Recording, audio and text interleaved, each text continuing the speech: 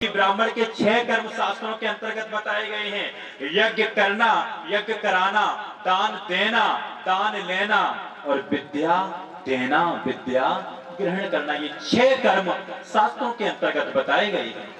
किसके? ब्राह्मण के।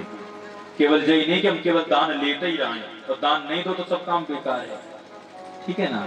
दोनों बातें हैं, जो चीज लो उसको देना भी चाहिए। और ज्ञान की तो ऐसी बात है, विद्या की तो ऐसी बात है, विद्या ज्ञान को जितना हम बांटते हैं ना उतना उसकी वृद्धि होती है। हमारे सनातन संस्कृति में तो ज्ञान को दबाया गया है। यदि ज्ञान को आज दबाया गया ना होता तो आज हमारे भारत की यह दशा नहीं होती, बालक बालक विद्वान होता। ज्ञान को दबाया गया, सच्चे ज्ञान को दबाया गया। आज महाराज भरत, आज जो भरत के रूप में है, इन्होंने अपने जीवन को जो सच्चा मूल्य है उसको प्राप्त करना चाहते हैं। पिताजी खूब कह रहे हैं कर्मकांड सीख लो, लेकिन हाँ उनने एक मंत्र लिख के दिया, 6 महीना में एक ही मंत्र याद नहीं कर पाओ। यद्यपि उनको सब कुछ याद है, सब जानते हैं, लेकिन जानते हुए भी कुछ नहीं बताते हैं। हमारे पास लोग आते हैं, कहते हैं महाराज कछु बताओ। अब भाई तुम्हें हम कहाँ बताएं, जाना तो सब है, लेकिन जो विद्वान पुरुष होता है ना वो जानते हुए भी सब कुछ नहीं बताता। यदि सब कुछ बता दिया ना तो हो सकता है व्यक्ति अपने शरीर को ही त्याग दे। इसलिए विद्वान पुरुष बहुत से तत्वों को छुपाते हैं, छुपाना चाहिए, शास्त्रों में ऐसा बताया गया है। आज महाराज भरत भी वही कर रहे हैं, बता ही नहीं रहे पिता को, क्योंकि उन्हें पता है कि यदि बताए थे तो आज एक मंत्र दो वो कल पूरा पोतन ना पकड़ाए दो, जाए याद करो, कुछ नहीं बता रहे। तो यहाँ पे उनको जब देख लिया ये कुछ जानता नहीं है तो एक उपाधि लग गई। जैसे परीक्षित जी महाराज, जब हम लोग पढ़ाई करते हैं, पढ़ाई करते करते ग्रेजुएशन कर लेते हैं, तो ग्रेजुएशन के बाद हमारी जो डिग्री मिलती है उसको कहते हैं आचार्य की डिग्री, आचार्य। उसके बाद जब और जाते पोस्ट ग्रेजुएशन होती है तो उसको बोलते हैं अब ये मास्टर हो गया, शिक्षक हो गया, ठीक है ना, मास्टर डिग्री होती है। और जब पीएचडी कर लेते हैं तो क्या होता है, नाम के आगे क्या लगता है, डॉक्टर लग जाता है ना पीएचडी के बाद। यहाँ पे तो महाराज भरत ने कुछ किया ही नहीं था तो उन्हें उपाधि मिली। उपाधि क्या मिली? मूर्ख। उपाधि क्या मिली? मूर्ख। अब महाराज कह रहे ये तो बहुत आनंद की बात है, क्योंकि भगवान के जो भक्त होते हैं ना उन्हें दुनिया जब तक धुतकारे ना तो समझो कि भक्ति हमें कछु कमी है, कुछ तो कमी है। मूर्ख भरत यानी जड़, जड़ शब्द की उपाधि लग गई। अब नाम क्या हो गया? जड़ भरत। उनको एक बार खेतों की रखवाली के लिए भेजा गया कि जाओ खेतों की रखवाली करो। परीक्षित जी महाराज, आप खेतों की रखवाली कर रहे हैं, नेत्र बंद करके ज्ञान मुद्रा लगा के प्रभु के ओर अपनी डोर को जोड़े हुए हैं। उसी समय क्या होता है, डाकुओं के सरदार, कौन? डाकुओं के सरदार ने माता भद्रकाली को प्रसन्न करने के लिए एक त्योहार, आज व्रत रखा, उत्सव मनाया। कौन सी मैया को प्रसन्न करने के लिए? भद्रकाली, काली मैया, सीधी सीधी आपकी भाषा में बोल रहे हैं, गांव की भाषा में। देवी काली को प्रसन्न करने के लिए आज एक उत्सव मनाया। और उस समय परीक्षित जी महाराज बलि दी जाती थी। आज तो आप ज्यादातर बलि बकरे इत्यादि दी जाती है, लेकिन उस समय नर की बलि दी जाती थी, ऐसा पुराणों के अंदर वर्णन आया है। एक बलि के लिए सुंदर, एक जिसके अंदर कोई दोष ना हो, ऐसे व्यक्ति की तलाश की जा रही थी। सरदार ने अपने डाकुओं को भेज दिया। इधर महाराज भरत जंगल अपने खेतों में बैठे ज्ञान मुद्रा में प्रभु का भजन कर रहे थे। डाकुओं ने देखा यार कहाँ भागे भागे फिरोगे, कितना बढ़िया तो बैठा हुआ है, पकड़ लिया। देखो जो भगवान का भक्त होता है ना उसे कैसे कैसे सताया जाता है। महाराज भरत ने 2-2 जीवन तो व्यथा गवाई दिए। इस जीवन में भगवान का भजन कर रहे थे, पकड़ किसने लिया? डाकुओं ने। ले गए सरदार के पास, पहले पूरा अंग परीक्षण किया, बिल्कुल बढ़िया है, सुंदर है, शरीर में कोई दोष नहीं है, कल इसी की बलि दी जाएगी भद्रकाली को प्रसन्न करने के लिए। इधर यह समाचार जब उनको मिलता है जड़ भरत को कि मेरी कल बलि दी जाएगी, तो उनको यह कष्ट नहीं है कि कल मेरी मृत्यु होने वाली है। कष्ट ये है क्या,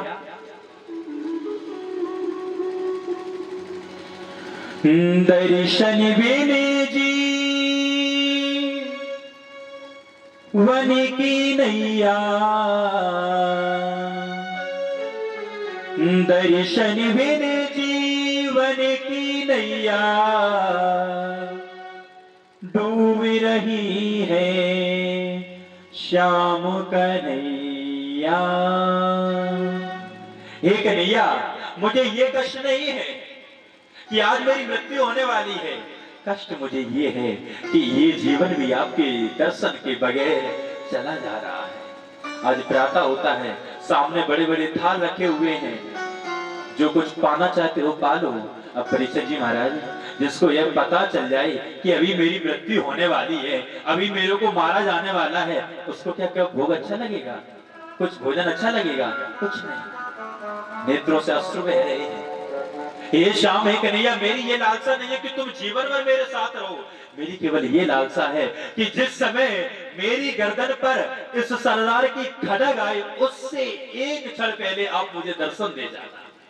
ये केवल लालसा है। उसके पश्चात क्या होता है? दोनों हाथ पीछे करके बांध दिए जाते हैं, जहां पे बलि दी जाती है वहां पर उनका सर रख दिया जाता है।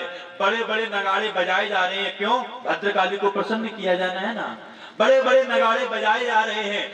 सर दोनों हाथ पीछे बांध के, सर झुका के, बड़ी सी खड़ग लेके, जैसे वो सरदार महाराज भरत, जड़ भरत के ऊपर मारना चाहता है, उसी समय बड़े ध्यान से सुनना, तत्तड़ा के माता भद्रकाली की मूर्ति फट जाती है। फट गई मूर्ति, और प्रकट कौन हुई? मां भद्रकाली प्रकट हुई। मूर्ति फट जाती है, मां भद्रकाली प्रकट होती हैं और अपनी तलवार लेके वध करना प्रारंभ किया, उद्धार करना प्रारंभ किया। किनका? अपने ही भक्तों का। जो भक्त माता भद्रकाली को प्रसन्न करने के लिए महाराज जड़ भरत की बलि देना चाहते थे, उन्हीं का संगार करने लगे। एक एक करके सभी का संगार कर दिया। क्यों? क्योंकि जो परमात्मा की शरण में होता है, परीक्षित जी महाराज, जो परमात्मा की शरण में होता है ना, तो ये सारे देवी देवता उसकी रक्षा करते हैं। आज माता भद्रकाली ने किनका वध किया? अपने भक्तों का। जो भक्त ऐसा समझ रहे थे कि जो कुछ है भद्रकाली ही है, उन भक्तों का वध किया। और रक्षा किसकी की? परमात्मा के भक्त की। इसलिए हे मेरे भारत के लोगों, सर्वधर्मान प्रत्यक्ष मामेकम शरणम व्रजा। कितना बड़ा ठेकेदार है कन्हैया। चिल्ला चिल्ला के गीता में कह रहा है अर्जुन, सर्वधर्मान प्रत्यक्ष, सभी धर्मों को त्याग कर तू मेरी शरण में आ। अहम त्वा सर्वपापेभ्यो मोचस्यामि। मैं तुझे सभी पापों से मुक्त करके उस परमात्मा की ओर लेके जाऊंगा। शरण में किसकी रहनी चाहिए परीक्षित जी महाराज? परमात्मा की। आज रक्षा किसकी हुई? परमात्मा के भक्त की। जब आप परमात्मा की शरण में होंगे तो आपके साथ काली भी होगी, नारायणी भी होगी, दुर्गा भी होगी, भोले बाबा भी होंगे, सभी आपकी रक्षा में होंगे। आवश्यकता किसकी है? परमात्मा को प्राप्त करने की, परमात्मा को भजने की। अच्छा, आपकी भाषा में बताएं, आप एक नीम का वृक्ष लगाओ। किसका वृक्ष लगाओ? चलो पीपल का मान लो, पीपल किसी का भी मान लो, आप अपने मन में सोच लो। गणित में यही पढ़ा जाता है, माना ये x है, माना ये y है, आप मान लो किसी का भी। हमने पीपल का एक पेड़ लगाया, और पीपल का पेड़ लगाने के पश्चात यदि हम चाहते हैं कि ये पेड़ अच्छा फले फूले, तो हमें पानी कहां डालना चाहिए? वृक्ष में पानी कहां डालना चाहिए? जड़ में तो डालना चाहिए। पत्ती पत्ती पे डालोगे और जड़ में ना डालो तो वृक्ष बड़ा होगा? नहीं होगा। जो तू सींचे मूल को, फूले फले अगाए। जिस प्रकार वृक्ष की जड़ नीचे दबी होती, दिखाई नहीं देता, पत्तियां दिखाई देती हैं, ठीक इसी प्रकार परमात्मा दिखाई नहीं देता है। जितने भी देवी देवता है सब परमात्मा की माया है। इसलिए इस माया को त्याग कर, जो परमात्मा का सच्चा भक्त होता है, वो इस माया को त्याग कर, इस माया को भेद कर उस परमात्मा की ओर जाता है, वही परमात्मा को प्राप्त करता है। जब आप जड़ में पानी डालेंगे ना तो पत्ती पत्ती पुलकित होगी। जब आप परमात्मा की साधना करेंगे तो कोई भी देवी देवता आपसे रुष्ट नहीं होगा। ऐसे क्या होगा? अगर आपने हनुमान जी की पूजा करी, भोले बाबा की नहीं करी, तो उनको तीसरा नेत्र खुल जाएगा, है ना। देवी काली की दुर्गा की नहीं की तो लूट जाएंगी। लेकिन कन्हैया की पूजा करोगे सब आपके साथ रहेंगे। बोले कृष्ण कन्हैया लाल की। तो आज महाराज भरत किसकी पूजा कर रहे हैं? परमात्मा की। प्यारे भक्तों, उसके पश्चात महाराज भरत ने के सामने भद्रकाली खड़ी हुई हैं। भक्तराज, जो कुछ मांगना चाहते हो मांग लो। देखिए, परमात्मा माता भद्रकाली के सम्मुख खड़े हुए जड़ भरत, और मांगा क्या? परीक्षित जी महाराज, आप होते तो आप क्या मांगते? हमें विश्वास है आप तो केवल यही मांगते कि जितना रुपया पैसा भारत में है सब मेरे लिए आ जाए, ठीक है ना? यही तो मांगते। पड़ोसी की भैंसिया छूटे तो छूट जाए, लेकिन मेरो घर धन धान से संपूर्ण रहे, यही तो मांगते ना। ये मैं आपकी बात नहीं कह रहा हूं, मैं इस लोक की, इस लौकिक में जो जनमानस है उसकी ये धारणा है वह बता रहा हूं। आप यही तो मांगते ना। लेकिन आज महाराज भरत क्या मांग रहे हैं?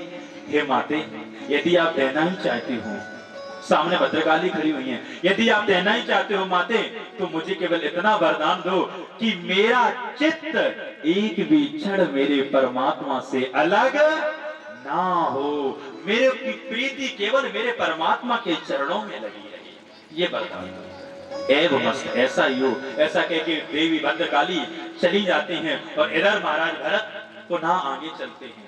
श्रीमद् भागवत के अंतर्गत एक कथा और आती है।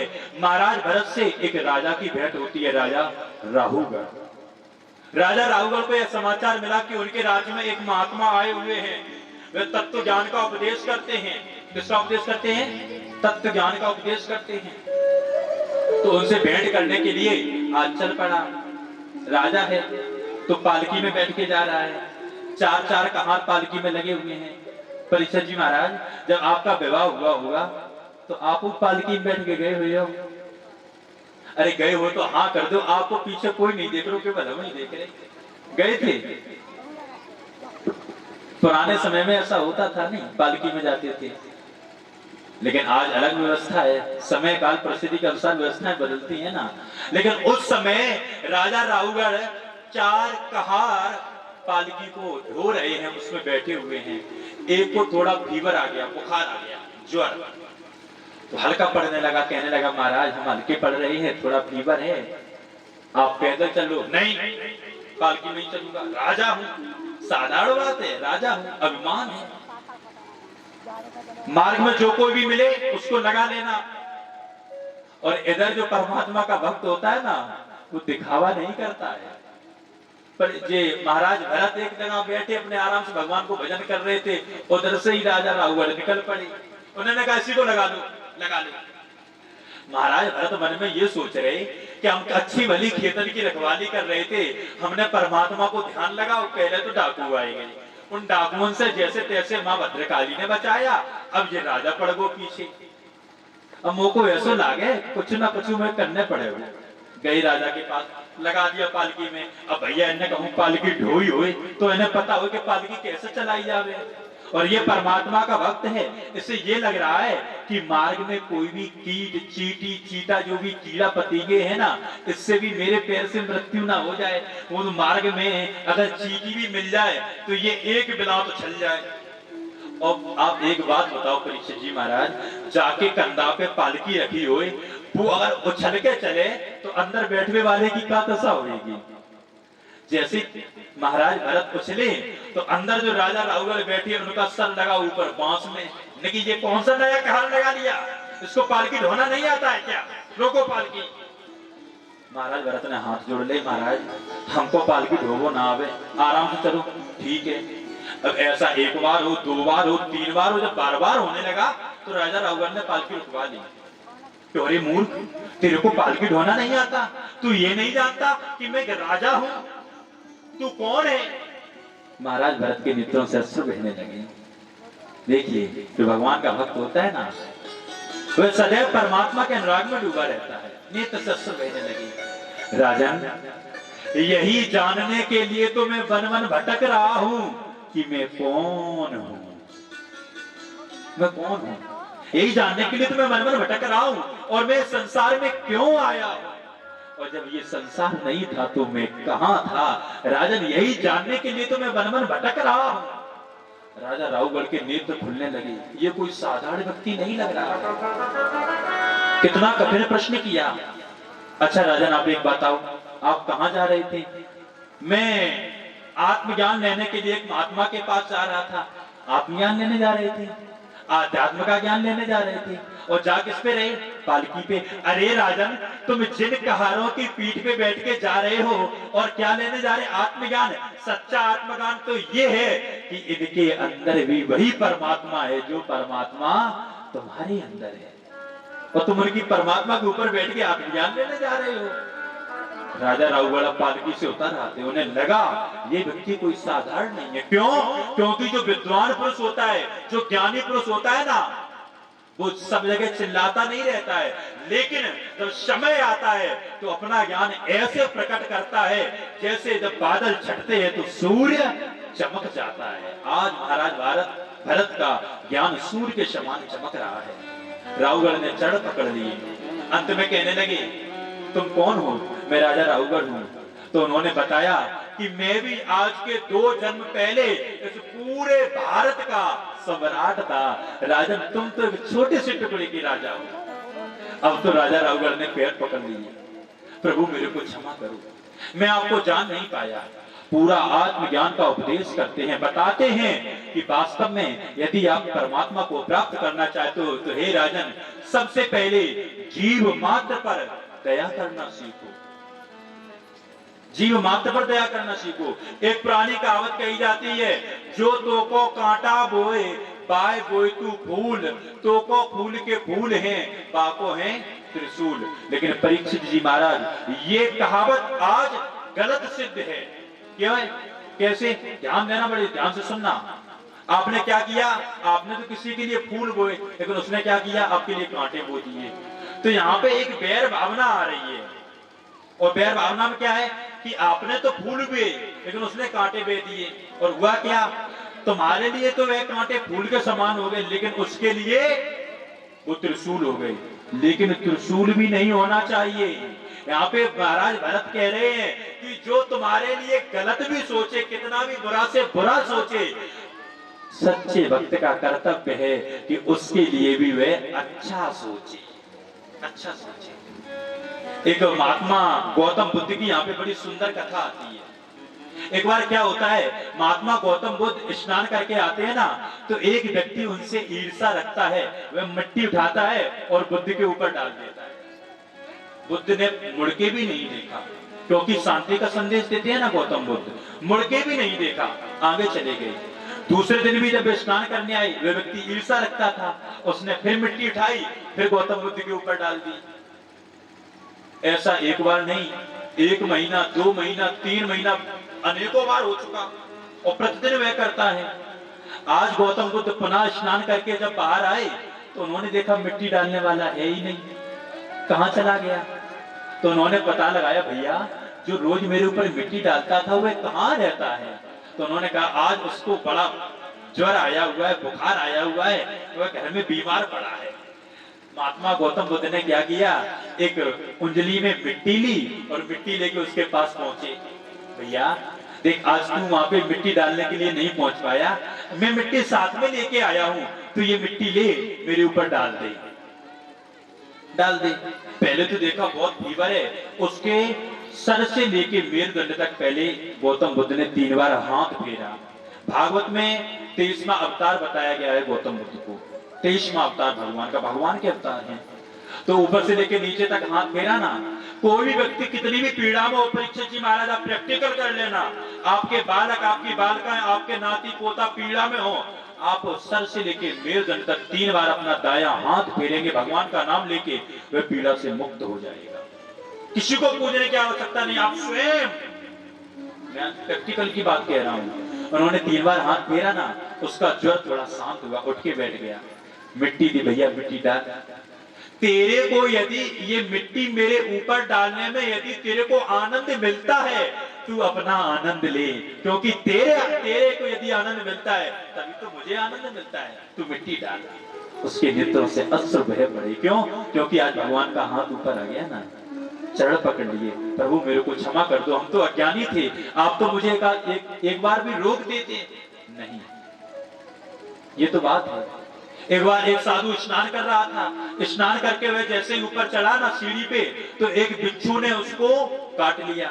साधु ने क्या किया, उसको हाथ से उठा के, क्योंकि यदि उसे उठाते नहीं तो वह जल में बह जाता, मर जाता, हाथ से उठाने लगे। अब जब हाथ से उठाते, बिच्छू बार बार काटता है, बार बार काट रहा है, ध्यान से सुनना, बिच्छू बार बार काट रहा है, लेकिन साधु भी नहीं मान रहा है कि मैं इसको इस जल में नहीं जाने दूंगा, मैं इसको निकाल के बाहर रखूंगा।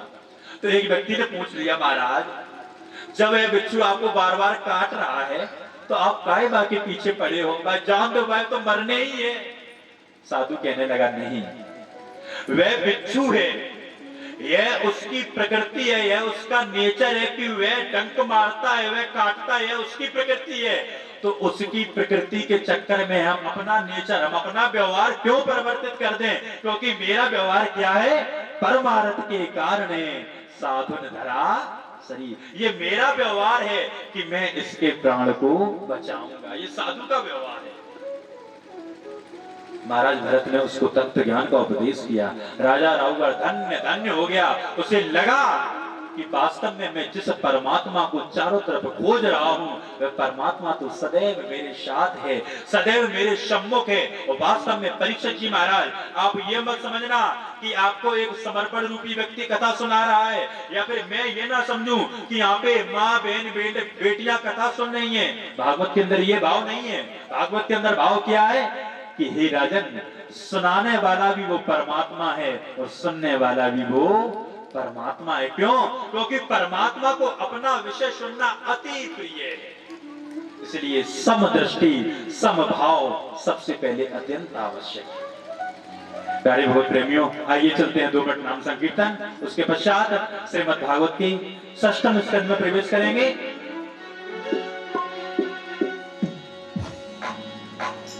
गोविंद हरि गोपाल हरि, जय जय प्रभु दीन दयाल हरि।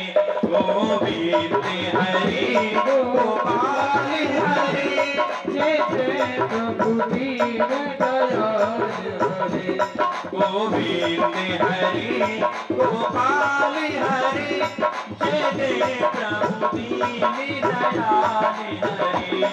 गोविंद हरि गोपाल हरि, जय जय प्रभु दीन दयाल। श्री राधे काली माता में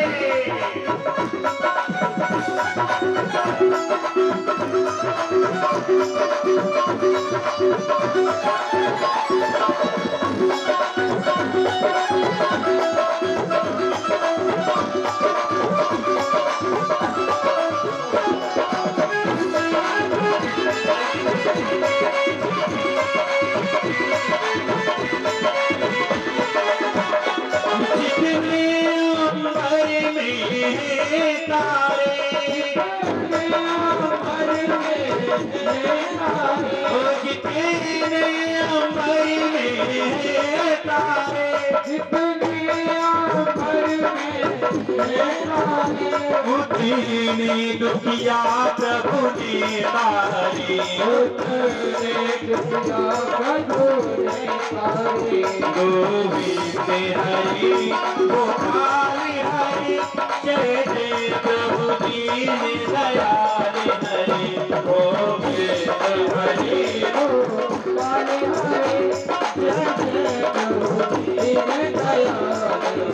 ओ जय जय सुना के लाल हरि, जय प्रभु दीन दयाल हरि। बोले कृष्ण कन्हैया लाल की। प्यारे भक्तों, आइए चलते हैं श्रीमद् भागवत के 6ठ स्कंद की ओर।